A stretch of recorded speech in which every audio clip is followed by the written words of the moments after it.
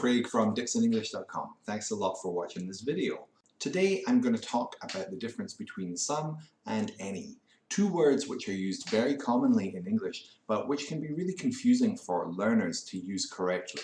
Happily, there's a very simple rule for when to use some and when to use any. But before we get to that, let's talk quickly about countable and uncountable nouns. All nouns in English fall into one of these groups. They're either countable or uncountable. If something is countable, it means it has a singular and a plural form, and it makes sense to count it. For instance, I can have €1, or €2, or 3 million euros. I'll keep watching these videos, maybe I'll get there. This applies to anything that it makes sense to count, to have one of or 3 million of. So for example, it can be shoes, it could be pens, it could be Xbox controllers, anything like this. There are many nouns which are uncountable.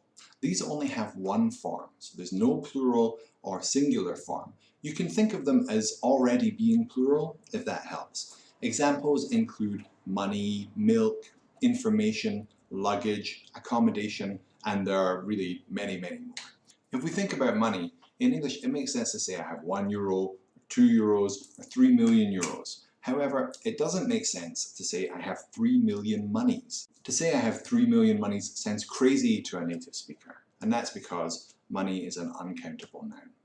I'll do another video about countable and uncountable nouns soon, but that's enough for today. So how does this help us with some and any? If I have a single shoe, I can say, I have a shoe. If I don't have a shoe, I can say, I don't have a shoe. And if I want to know about your shoe situation, I can ask, do you have a shoe? In each of these statements, a grammatically positive one, a grammatically negative one, and a question, I was talking about a singular countable noun. In this case, when I'm talking about one individual thing that is possible to have more than one of, I use a pen. If the noun starts with a, e, I, o, or u, with a vowel, then I use an. I have an amplifier. What if I have more than one of these things? This is where we get to the difference between some and any. If I have 2 or more shoes, I can say, I have some shoes. If I have no shoes, I can say, I don't have any shoes. And if I want to ask about your shoe situation, I can ask, do you have any shoes? We use some when we make a grammatically positive statement about plural countable nouns or uncountable nouns. I have some shoes. I have some information. I want some beer. Remember, this is just about grammatically positive statements, not the content of the statement. So we say emotionally positive statements, I have some good news, or emotionally negative statements, I have some problems, using some because they're grammatically positive. We use any in grammatically negative statements. I don't have any shoes, I don't have any information, I don't want any beer. And we use any in questions. Do you have any shoes?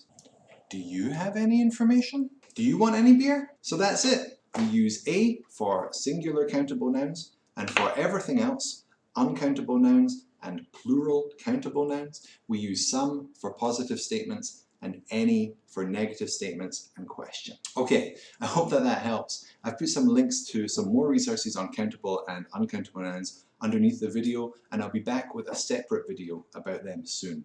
Thanks a lot for watching. You can see all of our videos at DixonEnglish.com, and let us know if there are any subjects or topics you'd like to see a video about. Okay, thanks again. Bye!